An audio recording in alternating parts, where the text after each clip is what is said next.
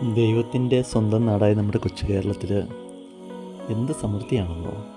നമ്മുടെ പ്ലാവുകളിലേക്കൊക്കെ നോക്കിയേ, നിറയെ കായ്ച്ച് മൂത്ത് നിൽക്കുന്ന ചക്കകൾ നമ്മുടെ എല്ലാ പ്ലാവുകളിലും ഇന്നത്തെ സ്ഥിരം കാഴ്ചയാണ്.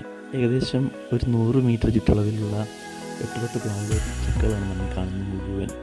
ഇനി ചുരുങ്ങിയ ദിവസം കൊണ്ട് ഇത് മുഴുവൻ താഴെ വീണ് നശിച്ചു പോയേക്കാം. ഇതൊന്നും ഉപയോഗിക്കാനായിട്ട് നമ്മുടെ നാട്ടിൽ ആരുമില്ലെന്നേ. ഓരോ പ്ലാവിയിലും ഏകദേശം 50ഓളം ചക്കളുണ്ടാവും, ഏറ്റവും കുറഞ്ഞത്.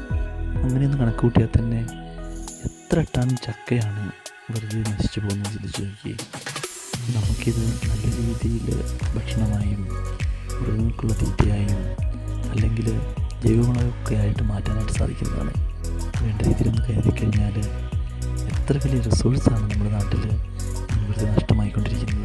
ലോകത്തിൻ്റെ പല ഭാഗത്തും ആൾക്കാർ കൊടിയ ദാരിദ്ര്യത്തിലും പട്ടിണിയും കഴിയുമ്പോൾ നമുക്കെന്തുകൊണ്ട് ഇത് വേണ്ട രീതിയിൽ വിനിയോഗിച്ചുകൂടാ?